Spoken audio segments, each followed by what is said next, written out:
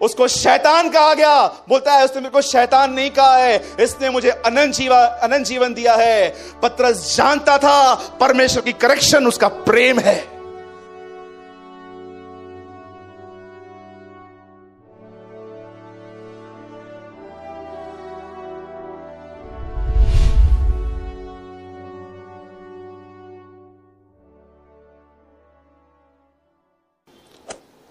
आप यहां पर जितने भी लोग हैं, जो भाई और बहन यहां आए हैं, हर एक की जिंदगी में कुछ हालात हैं। हो सकता है आप में से कुछ लोग ऐसे हैं कि अपने फैमिली के अंदर रिलेशनशिप को लेके आप स्ट्रगल्स कर रहे हैं। हो सकता है कुछ के पास फाइनेंशियल प्रॉब्लम हो सकता है यहां पर कोई ऐसा बंदा आया हो जो सब चीजें टॉलरेट कर रहा है, बर्दाश्त कर रहा है, और डे बाय डे उसकी मेंटल कंडीशन और ख़राब हो रही है। यहाँ पर ऐसा कोई भी नहीं होगा जो ये कहे कि ब्रदर मैं एकदम स्मूथ हूँ, कुछ ना कुछ स्ट्रगल्स रहते हैं। मैं 5 मिनट के बाद किसी भी आपकी ज़रूरत के लिए प्रचार नहीं करने वाला हूँ, इसीलिए मैं 5 मिनट अलग निकाल के आपको आपकी प्रॉब्लम्स में एक सोल्यूशन देना चाहता हूँ, क्योंकि मैं नहीं चाहता हूँ कि मैं उसके बाद मैं प्योर वो शेयर करना चाहता हूं जो इस समय मेरे मन में खुदा ने डाला है। सुनिए, हम हर एक के पास तकलीफें हैं, हर एक के पास होगी, ठीक है। क्या करें ब्रदर इनमें से बाहर आने के लिए? सुनिए, सबसे पहले तो मैं आपको बताना चाहता हूं, ये बाइबल आपकी जरूरतें पूरे करने का वादा करती है, ख्वाहिशें नहीं। तो ब्रदर ख्वाहिश क्या करूं?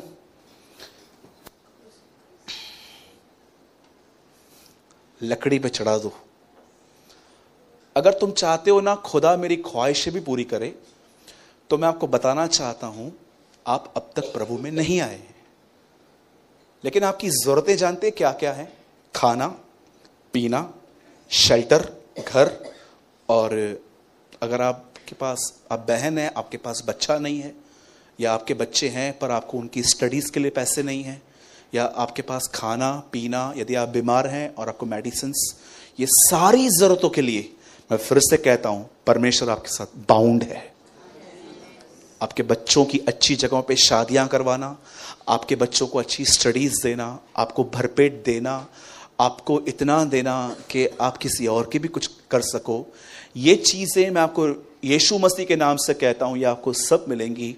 लेकिन अगर आप अपनी ख्वाहिशों में जीते हो तो मुझे लगता है शायद आपका प्रभु से अभी तक इनकाउंटर नहीं हुआ है।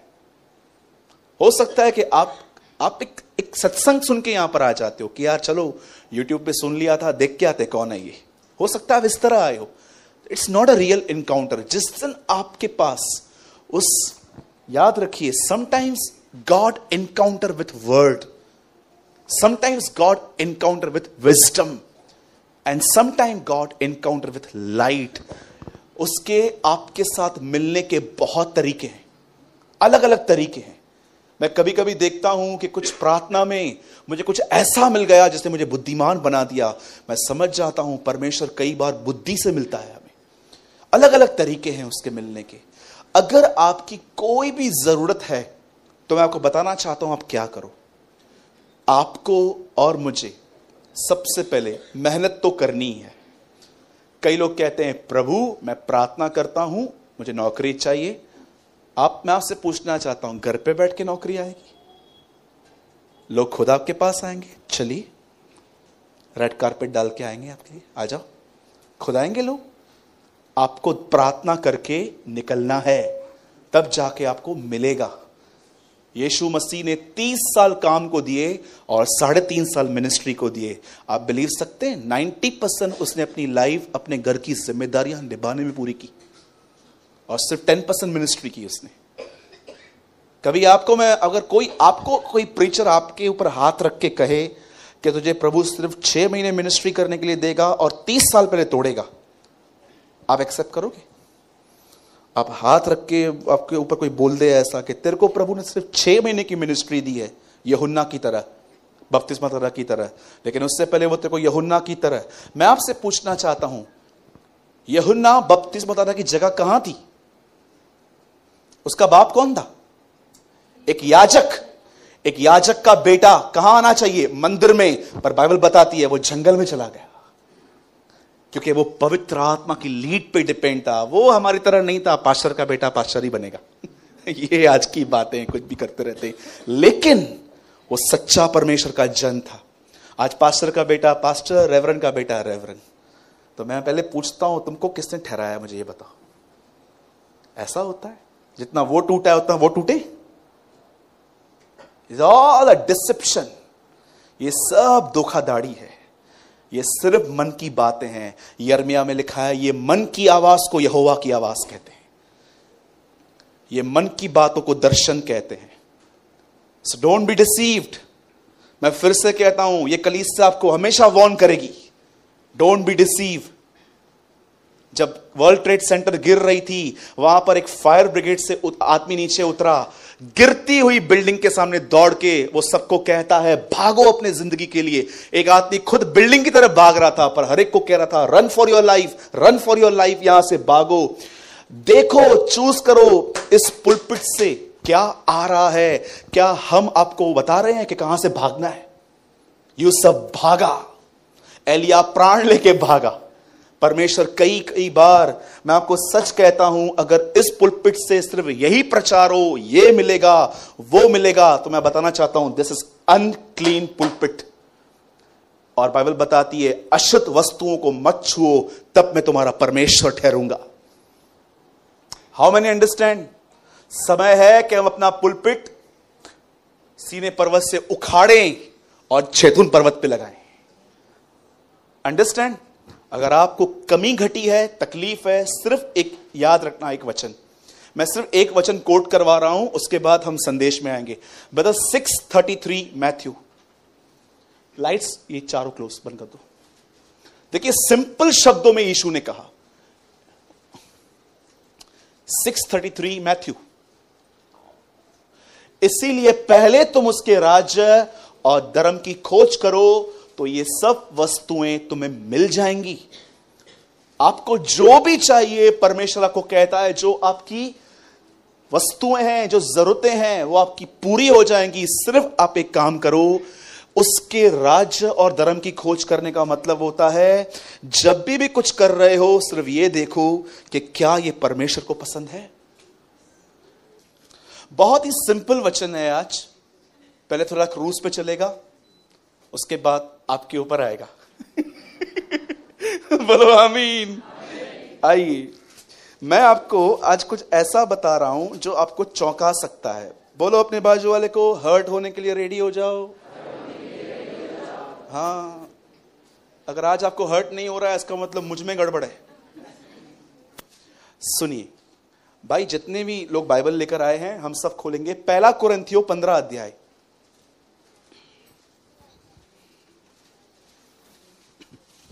One Corinthians chapter 15:1-5। ठीक है, ये प्रकाशित वाक्य के बाद आता है। ओके, सबको पता है, थैंक यू। आइए, जिनके पास भी बाइबल है, 1 कुरिन्थियों, ये रोमियो के बाद आता है। ठीक है, 15th चैप्टर। सबने ओपन किया? ब्रदर आप यहां पर कोट करो 1 कुरिन्थियों 15 का 3rd वर्ड। सब यहां देखिए, सॉरी, पहले खोल दीजिए। इसी कारण मैंने सबसे पहले तुम्हें वही बात पहुंचा दी जो मुझे पहुंची थी, कि पवित्र शास्त्र के वचन के अनुसार यीशु मसीह हमारे पापों के लिए मर गया। For I delivered unto you first of all that which I also receive, how that Christ died for our sins according to the scripture. 4th लगाओ। और गाड़ा गया और पवित्र शास्त्र के अनुसार तीसरे दिन जी उठा। And that he was buried and that he arose again the 3rd day according to the scriptures. सब ध्यान दीजिए यहां पर। आइए सब यहां देखिए। कुरिन्थियों की कलीसिया को पौलुस लिखते हैं कि प्रभु यीशु मसीह हमारे गुनाहों के लिए मारा गया, गाड़ा गया, जी उठा। मेरे ख्याल से आप में से यहां पर जितने भी लोग यहां पर बैठे हैं, आप में से हर एक को यह बात पता होगी कि एक समय था जब प्रभु यीशु हमारे लिए बलिदान हुए। पर आप में से बहुत सारे लोग, प्लीज मेरे साथ खोलिए मत, आप सिर्फ यहीं पर बैठिए ताकि आपका फोकस यहां बना रहे। एक और वर्ड लगाओ, 2 कोरिन्थियों 5:15। सब यहां देखिए प्लीज, कोई भी ओपन मत कीजिए, आप घर जाके आराम से स्टडी करना।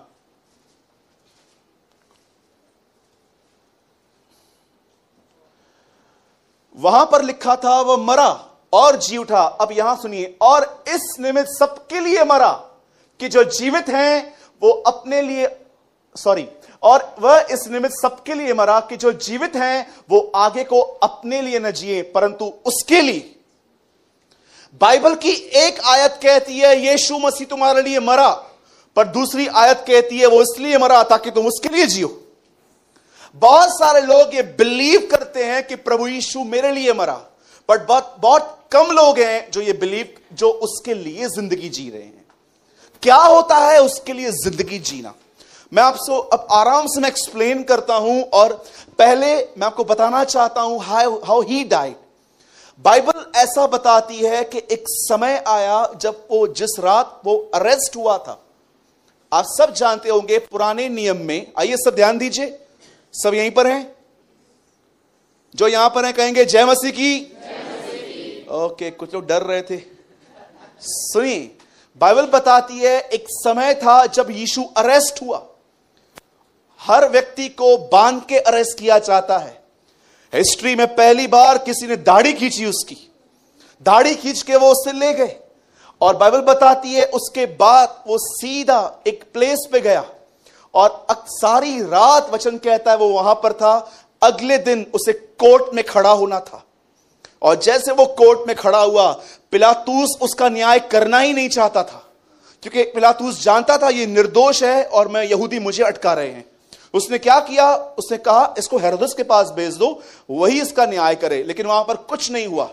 उसके बाद वचन कहता है उसे 39 कोड़े मार के पिलातूस ने उनको सौंप दिए। वचन कहता है पिलातूस इसको कोड़े मारे, उसके पिलातूस ने किसको बोल के कोड़े मरवाए। जैसे यीशु को कोड़े लगे, उसके बाद लिखा गया है उसे एक सरकंडा मारा गया था सर पे। एक लकड़ी होती है, वो इतनी मोटी होती है, और जहां तक मेरे वचन की स्टडी है, जहां तक मैंने इसका अध्ययन किया है, मुझे ऐसा लगता है कि जब यीशु को कोड़े लगे वहीं पर उसकी 70% डेथ हो चुकी थी। उसकी हालत खराब हो गई थी, क्योंकि ऐसा लिखा गया है कि हमने जब उसे देखा तो ऐसा लग रहा था उसकी पीठ को कि किसी खेत पे हल चला हो, उसकी ऐसी हालत थी। और उसको दाढ़ी से खींचा गया, उसे कोड़े मारे गए। और बाइबल बताती है उसके बाद जब वो उसे ले गए तो बाइबल बताती है वो इतना कमजोर पड़ गया था उसके बदन में। बाइबल बताती है लेवी व्यवस्था के अंदर लिखा गया है मनुष्य का लहू उसके प्राणों में है। जब यीशु का खून बहता जा रहा था, उसमें से मांस के टुकड़े निकलते जा रहे थे, पीस बाय पीस उसको तोड़ा जा रहा था। और जब उसके अंदर से ब्लड निकल रहा था, वो इतना कमजोर हो गया कि वो अपनी सलीब तक नहीं उठा पा रहा था। इसीलिए उन्होंने एक व्यक्ति को जिसका नाम था शिमोन कुरेनी, उसको पकड़ा ताकि वो उसका क्रूस उठा के लेके चले, क्योंकि उन्हें लगता था कि अगर इसी तरह ये स्लोली उठाता रहा तो शायद ये कल तक भी नहीं पहुंचेगा। इसके लिए उन्होंने एक व्यक्ति को कहा कि उसका क्रूस उठा, और उसके बाद उसे खोपड़ी, एक ऐसी प्लेस पे जहां पर एक खोपड़ी, इट मींस आप देखोगे शाऊल की मौत भी इसी पहाड़ पे हुई थी। एक ऐसी प्लेस थी जो खोपड़ी की तरह थी, वो उसको वहां पर ले गए। और बाइबल और इतिहास कहता है उसके हाथों और पैरों में 9 इंच के कीले मारे गए थे। एक कीला लग रहा था, 2 कीले लग रहे थे, फिर पैर पे पैर रख के उस पे कीला लग गया। और लिखा है उसके बाद उस क्रूस को उठाया गया, और वहां पर उसके ऊपर 3 भाषाओं में, लैटिन और 2 अलग लैंग्वेजेस में एक लैंग्वेज लिखी गई, और वहां लिखा था इसने कहा यहूदियों का राजा। जब वो प्लेट लिखी जा रही थी तो लोग उसको कहते हैं यहूदियों का राजा लिख, वो बोलता है नो, इसने कहा इसलिए हम ये लिख रहे हैं। 3 लैंग्वेजेस में वहां पर लिख दिया गया। और उसके बाद अंत में उसने एक चीज वहां पर कही, और वो है हे पिता इन्हें क्षमा कर, ये नहीं जानते हैं ये क्या कर रहे हैं। सोचो एक चीज, 2 शब्द तुम माफ नहीं कर पाते हो, 2 शब्द। कई लोगों को आप 2 वर्ड्स कह के देखो, आपको माफ नहीं करेंगे। वो उनके एटीट्यूड में बदलाव आ जाता है, उनके चाल चलन में बदलाव आ जाता है। लेकिन इस व्यक्ति ने यह वचन कब कहा? जब यह लगभग टूट चुका था, जब वो वहां पर था। बहुत लोग हैं इस वचन को सुनते ना, तुम करते हो? जानते हो कौन से लोग दूसरों को माफ नहीं करते? मेरी हेल्प नहीं की, मेरे से कमिटमेंट तोड़ दी, मेरे से ये किया, मेरे से वो किया। जानते हो क्यों? तुम किताब के साथ टच में हो, उस पर्सन के साथ नहीं। जो व्यक्ति उस पर्सन के साथ टच में रहता है ना, जीसस के साथ, उसके लिए लोगों को फॉरगिव करना बहुत आसान होता है, क्योंकि वो जानता है कि उसने क्या पाया है और वो वही देता है जो उसने पाया है। तुम वो नहीं दे सकते किसी को जो तुम्हारे पास नहीं है। आप जानते हैं ये सब जब हो रहा था, मैं ऐसे इमेजिन करता हूं, होली स्पिरिट उसके खून का एक एक ड्रॉप कलेक्ट कर रहा था पीछे से। मैं ऐसे पर्सनली बिलीव करता हूं कि जब यीशु क्रूस उठा रहा था, उसके बदन का खून बह रहा था, पवित्र आत्मा उसका एक एक ड्रॉप कलेक्ट कर रहा था, उठा रहा था। कभी कभी आप देखो कुछ कुछ चीजें कागज से उठाई जाती हैं ऐसे, उसके एक एक ड्रॉप को वो उठा रहा था। और जानते हो जब वो वहां पर था, तब उसने एक ही पहली बात क्या कही? हे परमेश्वर, हे परमेश्वर, तूने मुझे क्यों छोड़ दिया? हबक्कूक 1 अध्याय में लिखा है, खुदावन की आंखें इतनी शुद्ध और पवित्र हैं कि वो बुराई को देख नहीं सकती। यरदन नदी पे इसी बेटे के लिए कहा गया था, यह मेरा प्रिय पुत्र है। अब वही बेटा उसे कहता है, तूने मुझे क्यों छोड़ दिया? हे पिता नहीं, हे परमेश्वर, क्योंकि यीशु उस समय बेटे के नाई नहीं, एक पापी के नाई खड़ा था। उसके बाद देखिए वो कहता है, मैं प्यासा हूं। मैं लाइन वाइज नहीं बोल रहा हूं, मैं बीच बीच में से बता रहा हूं। वो कहता है मैं प्यासा हूं। 40 दिन 40 रात जो प्यास में रहा था, क्या वो 2 दिन भी नहीं रह पाया? 3rd, वो यूहन्ना को कहता है, सुन ये तेरी मां है, इसे ले जा। यीशु मसीह एक ऐसे चेले को अपनी मां सौंपता है जो उससे प्यार नहीं करता था, पर वो जानता था कि वो उससे कितना प्यार करता है, यीशु से कितना प्यार करता है। कई बार बाइबल में यूहन्ना के लिए ऐसा लिखा गया है, यह वह चेला है जिससे यीशु प्रेम करते थे। यीशु मसीह एक आदमी को अपनी मां नहीं सौंप रहा है जो यीशु से प्यार करता है, क्योंकि यीशु जानता था इंसान का प्यार टोटली फेल है। वो जानता था मैं अपनी कलीसिया उसको दूंगा जिसको यह पता हो कि मैं उससे कितना प्यार करता हूं। इसलिए बाइबल बताती है, प्रेम इसमें नहीं है कि तुमने प्रेम किया, प्रेम तो इसमें है कि उसने तुमसे प्रेम किया। आप जानते हैं आप में से बहुत सारे लोग गलत फहमी में जी रहे हैं। अगर मैं आपको बोलूंगा आप अपने परिवार से प्यार करते हैं, आप बोलोगे यस। याद रखिए, लव फीलिंग्स में नहीं है, लव एफर्ट में है। How many understand? समझ रहे हैं? नहीं, प्यार एफर्ट्स में आता है। मेरे एक भाई बैठे हैं यहां पर, समझिए वो मुझसे नाराज हैं। मैं प्यार करता हूं, ये बोलना नहीं पड़ेगा मुझे। मैं उसके सामने जाऊंगा और कहूंगा, ब्रदर क्या बात है? लव हमेशा एफर्ट डालने के लिए कहता है। अगर मैं एफर्ट नहीं डाल रहा हूं और मैं मुंह से कहता हूं, इसलिए लिखा है अपने शब्दों से नहीं पर काम और सत्य के द्वारा प्रेम करो। बहुत सारे लोगों को लगता है मैं प्यार करता हूं। याद रखिए, प्रेम क्षमा करता है, प्रेम बुरा नहीं मानता। अगर तुम्हें थोड़ी थोड़ी बातों का बुरा लगता है ना, ये मेरे साथ ऐसे करते हैं, ये मेरे साथ ऐसे करते हैं, मैं तुम्हें बताता हूं तुम्हारे पास ज्ञान है, परमेश्वर नहीं। मैं बहुतों को देखता हूं थोड़ी थोड़ी बात पे नाराज होना। नो डाउट, चलो ठीक है, ये हमारे अंदर कमजोरी है, मुझ में भी है, चलो। पर मैं आपसे पूछना चाहता हूं, एटलीस्ट आप अंधकार में तो न जियो कि मैं प्रेम करता हूं। परमेश्वर से कहो, प्रभु मेरे पास नॉलेज है, तेरा प्यार नहीं है, मुझे भर अपने प्रेम से। कई वचन कहने के बाद बाइबल बताती है वो मर गया। अब सुनिए, ये तो सब यीशु ने किया। एवरी गुड फ्राइडे के दिन मैं यही लोगों को सुनता आया हूं, वो मरा, वो मरा, वो मरा। आप में से कितने लोगों ने यह वचन पढ़ा है, वो इसलिए मरा ताकि तुम उसके लिए जियो। अगर आप सच में आइए सब यहां देखिए, अगर आप सच में इस बात पर बिलीव करते हैं कि मेरा बाप मुझे बचाने के लिए उस लकड़ी पे मरने के लिए गया, आपको पता है जिन भी लोगों को ये रियलाइजेशन होता है कि मुझे पाने के लिए उसे किस दर्द से गुजरना पड़ा, उसे किस पीड़ा से गुजरना पड़ा, उसको कहां से गुजरना पड़ा, वे लोग जिनके अंदर ये प्रकाशन आ चुका है, इंटेलिजेंसी नहीं, सिर्फ यहां पर नहीं, जिनको इनसाइट पता है कि मेरे लिए कौन मरा है, याद रखना उनके जिंदगियों में एक फल होता है। वो अपने हर कामों में ये देखते हैं, क्या मैं उसके लिए कर रहा हूं। अगर आप कहते हो ब्रदर यीशु मेरे लिए मरा पर मैं उसके लिए नहीं जीता, तो मैं आपको बताना चाहता हूं तुम झूठे हो, और बाइबल बताती है सारे झूठ का पिता शैतान है।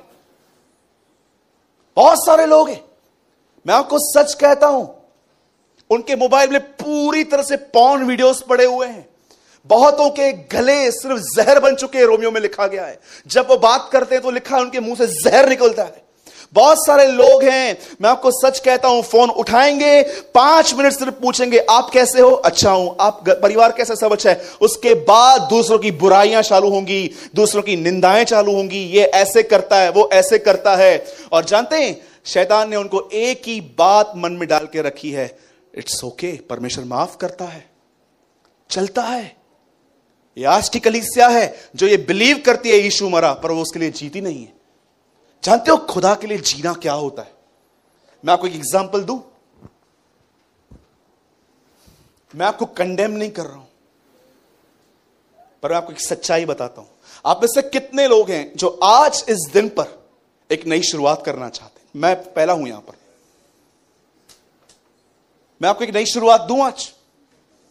सॉरी, मैं नहीं। क्या आप चाहते हो कि परमेश्वर आपको एक नई शुरुआत दे? पक्का? मैं फिर से कहता हूं, वो थोड़ी डिफिकल्ट है, लेकिन कहना चाहता हूं उसको छोड़ और कोई रास्ता भी नहीं है। सुनना चाहते हैं? अगर आपने ये निर्णय आज लिया, मैं आपको सच कहता हूं, आप पौलुस की तरह आने वाले दिनों में कहोगे, मैं मसीह के दागों को अपनी देह में लिए फिरता हूं। सुनिए, मैं फिर से कहता हूं, यह आपको बिल्कुल पसंद नहीं आएगा, लेकिन मैं आपको बताना चाहता हूं, इसको छोड़ कोई रास्ता भी नहीं है। और याद रखिए, यही आज गुड फ्राइडे का संदेश है। सुनिए, आप सब जानते होंगे यीशु मसीह का पहला चेला पतरस, वो पानी पे चला, उसे मछलियां मिली, कलीसिया उस पे बनेगी, उसके लिए प्रतिज्ञा की गई, बहुत सारे काम उसके द्वारा प्रभु ने किए। अब सुनिए, एक समय था जब यीशु के पीछे एक भीड़ आ रही थी, सिर्फ और सिर्फ खाने के लिए। बोलो बाजू वाले को, खाने के लिए। हाँ, सिर्फ वो लोग क्यों आ रहे थे? क्योंकि जीसस उनको फिजिकली सेटिस्फाइड कर रहा था थोड़ी चीजों में। और ये पब्लिक सब यहीं पर है? पक्का? मैं पता नहीं क्यों डिसर्न कर रहा हूं, कुछ लोग यहां नहीं है। आइए वापस आओ, मैं कुछ सेकंड्स के लिए यहां रोक रहा हूं। सब यहां देखिए, बाजू वाले को देखो, हंसो मत, खाली देखो, उसको बोलो ध्यान दे। Okay, start. लिसन, बाइबल बताती है एक समय आया जब प्रभु यीशु मसीह एक पहाड़ पे गए, और वहां पर लॉ गिवर और लॉ रिस्टोरर आया। मूसा लॉ लेकर आया था, और एलिया ने लोगों को चिताया था उसकी नियमों को मानो। व्यवस्था भी आई, व्यवस्था को चिताने वाला भी वहां आया, और ये दोनों यीशु से कुछ बात कर रहे थे। और बहुत साधारण शब्दों में लिखा है कि ये दोनों लोग यीशु से उसके मौत की चर्चा कर रहे थे। वो उसको बता रहे थे, बस थोड़ा ही टाइम बचा है, जल्दी स्टार्ट होगा तेरा मरना, प्लानिंग चल रही है। क्योंकि यीशु शरीर में था, उसे इंकरेजमेंट की नीड थी, और लोग ये दोनों उसे इंकरेज करने आए। आप जानते हैं उसके बाद क्या हुआ? जैसे यीशु नीचे उतरा तो उसने अपने चेलों को एक बात कही, बोला बहुत जल्दी मैं मरूंगा, गाड़ा जाऊंगा और जी उठूंगा।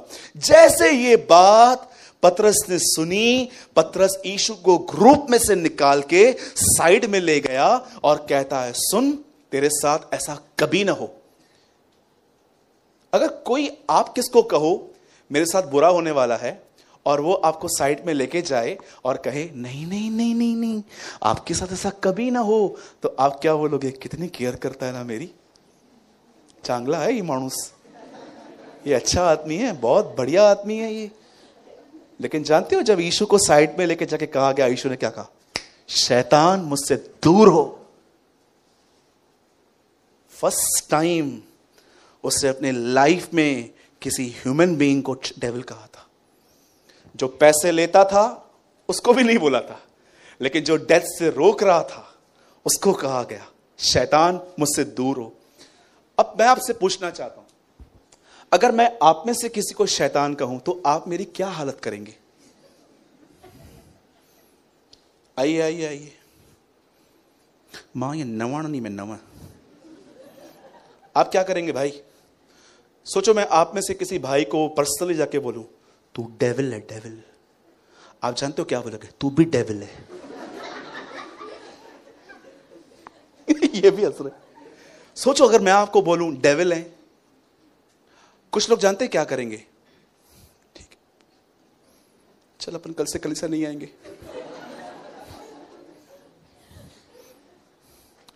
कुछ लोग ये डिसीजन ले लेंगे, कुछ लोग कहेंगे तू डेविल है, और कुछ लोग जानते हैं बड़ी नम्रता से खड़े रहेंगे और बोलेंगे, ब्रदर आप सही बोल रहे हो, मैं डेविल हूं अंदर से, तू भी तो है भाई, तू कौन सा कम है, हम सब जानते हैं तू क्या करता है। कुछ मुंह पे बोल देते हैं, कुछ डरपोक सामने नहीं बोल पाते हैं, कुछ मन में बोलते रहते हैं। होता है, सब बोलते हैं, सब होते हैं ना। आप जानते हो ये तीनों काम पतरस के लाइफ में नहीं हुए। एक दिन यीशु मसीह 5000 लोगों को खाना खिला रहे थे। खाना खिलाने के बाद यीशु ने इस भीड़ को बड़ी फटकार लगाई। यीशु ने उनको कहा, इस भोजन के लिए मत आओ, उस भोजन के लिए आओ जो मेरे मुंह से निकलता है, जो मेरा कलाम है, उससे पाके तुम कभी नहीं मरोगे। तुम्हारे बाप दादाओं ने मन्ना खाया, फिर भी वो मर गए, पर जो रोटी तुम्हें मैं दूंगा उसे खा के तुम नहीं मरोगे। और जानते हैं उसके बाद यीशु ने प्रभु भोज के लिए बात स्टार्ट की, जो कोई मेरा मांस न खाए, जो कोई मेरा लहू न पिए, उसमें जिंदगी नहीं है। लेवी व्यवस्था में लिखा है लहू को चखना भी मत, और यीशु कहता है जब तक मेरा लहू न पियो, मांस न खाओ। यीशु समझा रहा था मैं मरूंगा, और जो मेरी मृत्यु पर विश्वास करेगा वो अनंत जीवन पाएगा। लेकिन वो कुछ और समझ रहे थे, और बाइबल बताती है सब चले गए। सब जाने के बाद 12 बज गए। एक पास्टर ने मुझे बोला, जब मैं नई नई चर्च में, हम लोगों ने नई नई संगति स्टार्ट की थी, तो उन्होंने मुझे बोला आपके पास कितना लोग आता? मैंने बोला 6 लोग आता। इतना कम लोग आता? मैंने बोला यीशु के पास 12 लोग थे, हमारी आधी कलीसिया तो बन भी गई। हमको डर लग रहा है हमारी आधी कलीसिया तो बन भी गई। यीशु के पास 12 थे, हमारे पास 6 आ गए।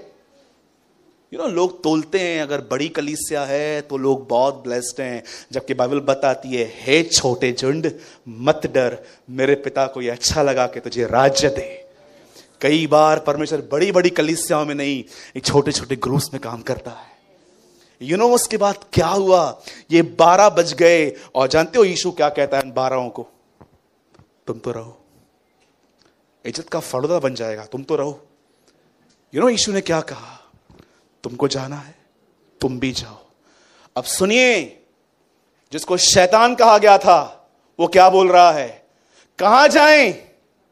अनंत जीवन की बातें तो आपके पास हैं, कहां जाएं? कितने लोग हैं? उसको शैतान कहा गया, बोलता है उसने मेरे को शैतान नहीं कहा है, इसने मुझे अनंत जीवन दिया है। पतरस जानता था परमेश्वर की करेक्शन उसका प्रेम है। आप में से कितने लोग यहां पर बैठे हुए हैं, मुझे बताइए, जब भी आपको इस कलीसिया में प्रभु डांटता है, पर्सनली आपको डांटता है, कभी कभी प्रभु आपको डिसिप्लिन सिखाता है, तो आप डेविल को यह बोलते हो, तू कौन है कंडेम करने वाला मुझे? क्योंकि याद रखना, शैतान हमेशा आपके विचारों के अंदर आपकी गलतियों को देख के आपको कंडेम फील करवाएगा। तू विश्वासी होकर भी गुनाह करता है, उसको बोलो तू हट जा यहां से, तू कौन होता है मेरे बाप के और मेरे बीच में आने वाला? आपको कितने लोगों ने, अब सच बताइए, आप में से कितने मां बाप यहां पर ऐसे हैं जो अपने बच्चों को डांटते थे, चिल्लाते थे, लगाते थे, लेकिन वही चीजें अगर बाहर वाला कहा तो उसको रोकते थे?